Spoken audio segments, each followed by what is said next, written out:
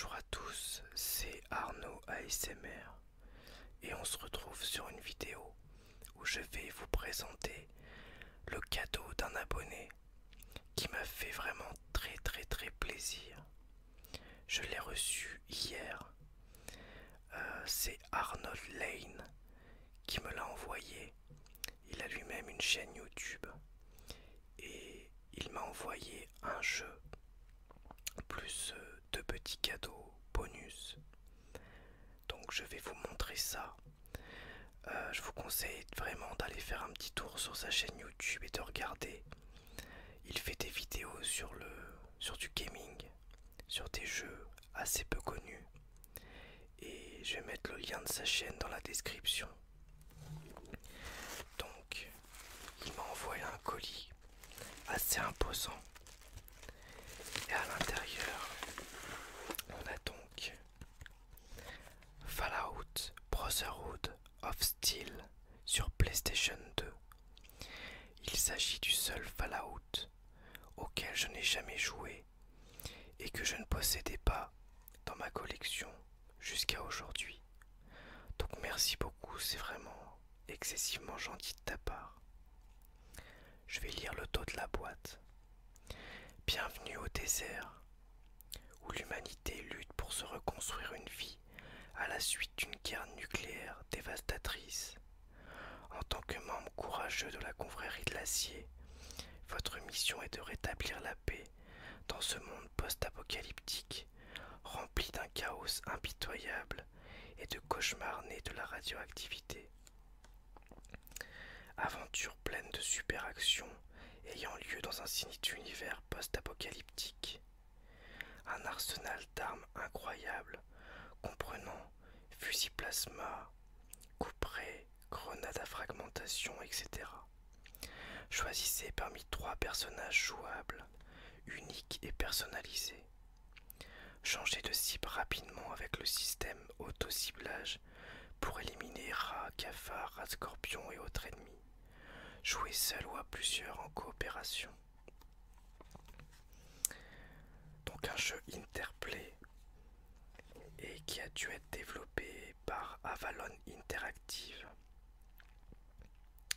je pense. Et à l'intérieur, on a donc le jeu ainsi que le livret du jeu et un petit mot qu'il m'a écrit.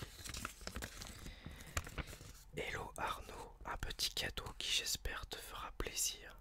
J'ai cru comprendre que c'était le seul Fallout manquant à ta collègue. Je t'ai mis 2 petits trucs avec, voilà.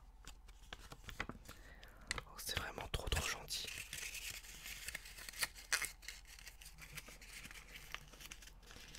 Je vais laisser ça dans la boîte pour m'en souvenir.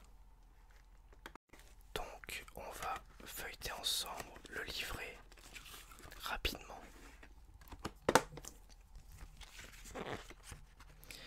On a un sommaire, installation, commande, introduction, l'histoire du monde, menu principal, les initiés, personnages, etc.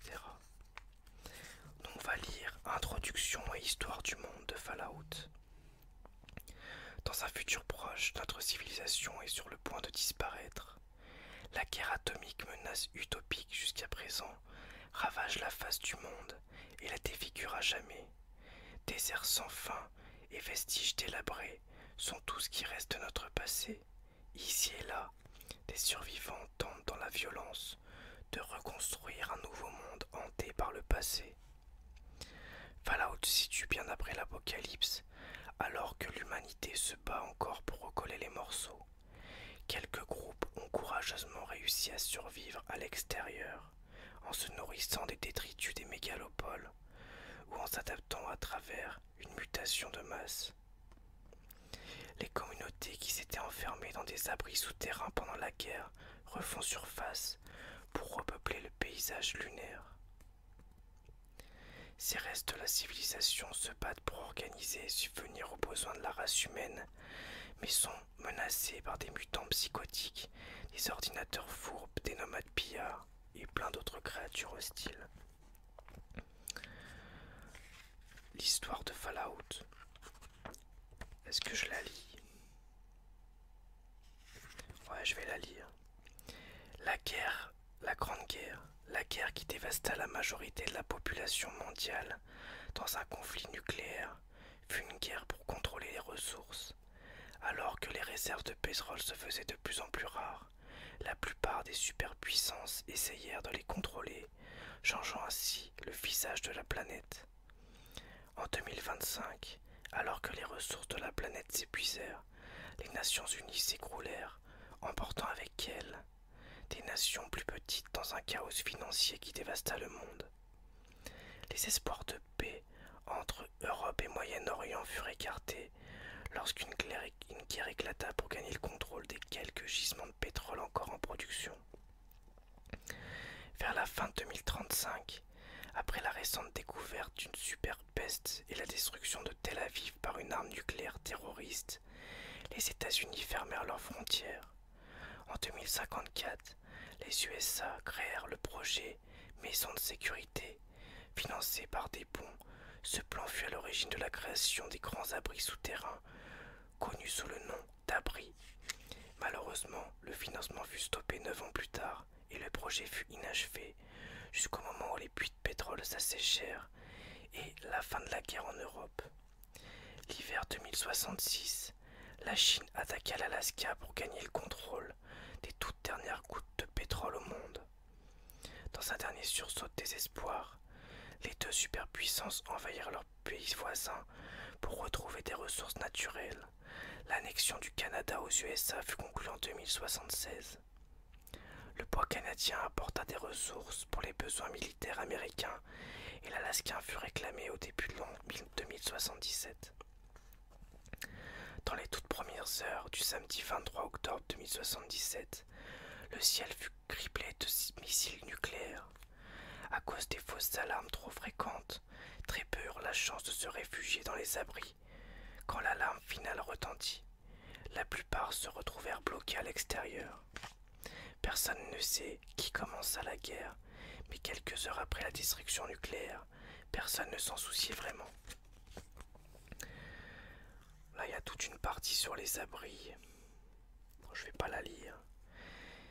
Et après, il y a une partie sur le virus évolutionnaire forcé. Forced Evolutionary Virus.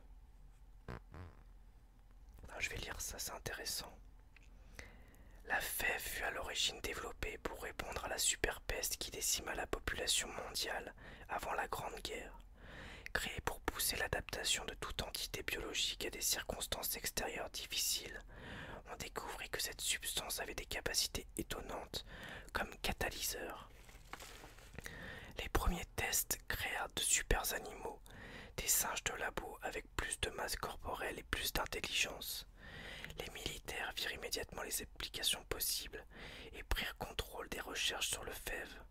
Malheureusement, les premiers sujets exposés régressèrent vers un état moins intelligent et plus agressif, avec des déformations et des folies excessives.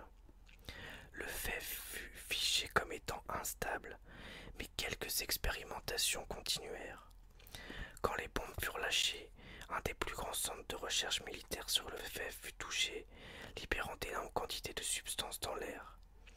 Le mélange des radiations avec ces nuages de substances mutagènes transforma un grand nombre d'humains en ghouls et créa des radioscorpions, des rats géants et opéra des mutations sur tout le reste des animaux et des plantes à travers les USA, États-Unis quoi. Mais l'histoire du fève ne s'arrêta pas là. Même après la guerre, un groupe isolé de scientifiques commença à faire des expérimentations sur des soldats avec une forme avancée du virus, FEV2. Les résultats furent prometteurs, mais les soldats survivants furent malins. Ils se rebellèrent, tuèrent tous les scientifiques et fermèrent une bonne fois pour toutes le laboratoire. À présent logés dans une nouvelle base d'opération avec du matériel de haute technologie, ces soldats décidèrent de devenir les nouvelles forces de paix officieuses du Westland et devinrent la confrérie de l'acier. Ça me paraît bizarre tout ça parce que moi il me semblait que le fève c'était utilisé par le maître pour créer notamment les super mutants.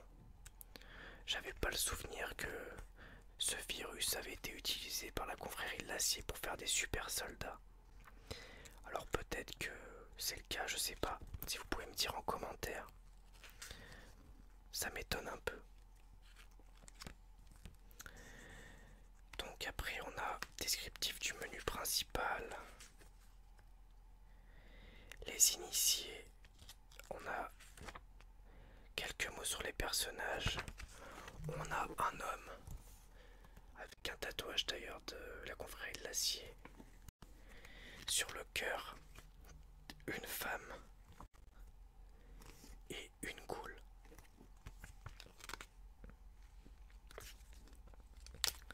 Comment contrôler le personnage? Inventaire, compétences des personnages. Donc ouais, on a des compétences comme dans les Fallout, donc il y a un petit côté encore RPG, même si le jeu semble être plutôt un genre de beat 'em all. Après on a les armes. Acheter, vendre des provisions, personnages secondaires. Les factions, pillards, ghouls, mutants, les bestioles, les vaches à deux têtes, qui s'appellent aussi les bramines, radioscorpions, griffes morts, qui s'appellent ici griffes de mort. Il y a pas mal d'erreurs de traduction dans le livret. J'ai essayé de vous les corriger en vous lisant. Après on a les musiques. Alors apparemment les musiques du jeu, c'est des musiques de métal, donc je sais pas du tout ce que ça va donner. Rien à voir avec l'ambiance des Fallout que je connais. On a Meshuggah, Slipknot, Chimera, ou Chimera si je prononce, Killswitch Engage, Clayton je connais pas, Crypt of Luna,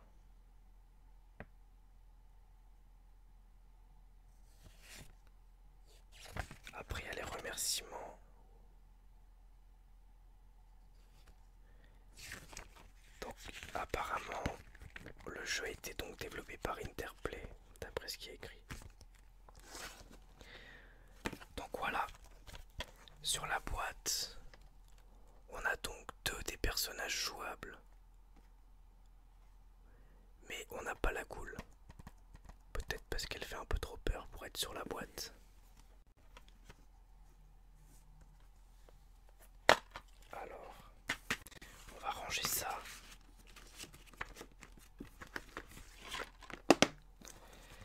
Et je vais vous montrer le reste. Ensuite, il m'a offert un DVD de Nine Inch Nails. NIN. 3h33 minutes. Avec les clips de 1989 à 1998. C'est-à-dire Head Like a Hole, Sin, Down in It, Pignon, Wish, Help Me, I'm in Hell, Happiness in Slavery, Give Up, March of the Pigs, Eraser, Hurt, Wish, Closer, The Perfect Drug. Donc moi j'aime beaucoup Nine Inch Nails, j'ai pas mal d'albums et j'avais aucun DVD sur le groupe. Donc là c'est vraiment hyper gentil de ta part et tu m'as bien cerné, donc merci. Il y a aussi The Tour Footage, More than 70 minutes of selected coverage from the Self-Destruct Tour 94-95, includes exclusive and intimate behind the scenes and backstage footage, as well as 7 rare live performances. Donc 70 minutes de moments de la tournée de 94-95 et des scènes intimes derrière la scène en backstage et 7 performances live rares et The Live Performance enfin disponible 9 its legendary performance at the Woodstock 94 festival in front of an estimated audience of 350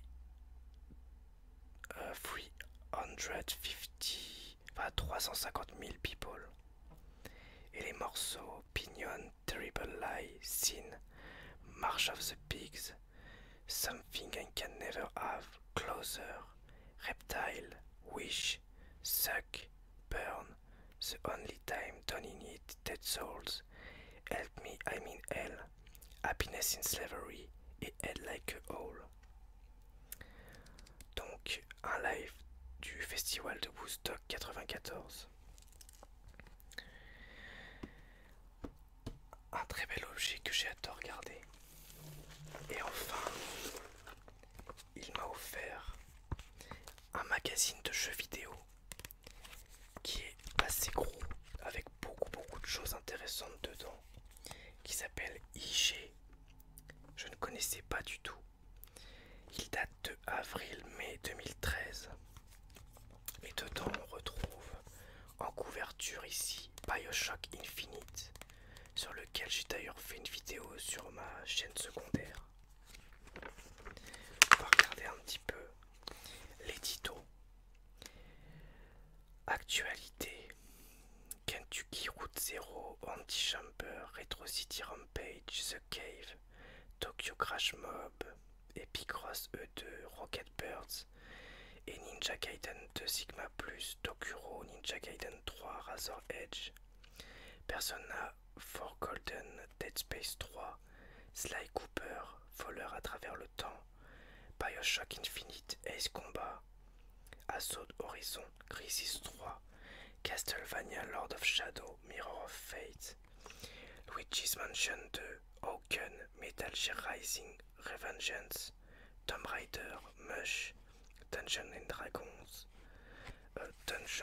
Dragons, Neverwinter, Final Fantasy Lightning Returns, Remember Me, Anno Online, Injustice, Les Dieux sont parmi nous, Splinter Cell, Blacklist, God of War Ascension, Truck Racing. Et après, on a différents articles divers et variés. On a les indés, Motion Twin, Travian Games, Prince Lap, Rencontre, D9, Nicolas Nova, auteur de Joypad, les designs des manettes, Analyse, une association des indépendants français, point d'interrogation, culture, pardon, sans doute des articles que ici je vais vous lire. Luigi, l'autre Mario, Oh les flingues, les Robinson des mers virtuelles, et quand South Park se prend au jeu. Et après on a une partie rétro, où on a Crisis, Disgaea, Suikoden, Command & Conquer, Megami Tensei, Road Rash, et Wipeout. Donc vraiment ça a l'air d'être un magazine très intéressant. Et il y a pas mal d'articles, notamment sur le rétro, puisque c'est indémodable, ou les articles culture, que je vais peut-être vous lire dans une future vidéo ASMR. Voilà donc. Vraiment hyper gentil. Donc un gros magazine qui fait, je vais vous dire combien de pages il fait. Je sais pas si c'est écrit le nombre de pages. Si c'est écrit. En gros il fait 240 pages. Nine Inch Nails rétrospective 89 à 98. Et Brotherhood of Steel, le Fallout auquel je n'ai jamais joué. Très différent des autres épisodes. J'ai hâte de voir ce que ça donne. Même si je sais pas s'il est fidèle ou pas à la série. Donc ce sera un petit peu la surprise. Merci encore à Arnold Lane. Je vous mets encore une fois, je vous le dis encore une fois, je vous mets sa chaîne dans la description de la vidéo. N'hésitez pas à aller voir ses vidéos et lui faire un petit retour. Et puis merci encore à tous pour votre gentillesse et à très bientôt. Au revoir.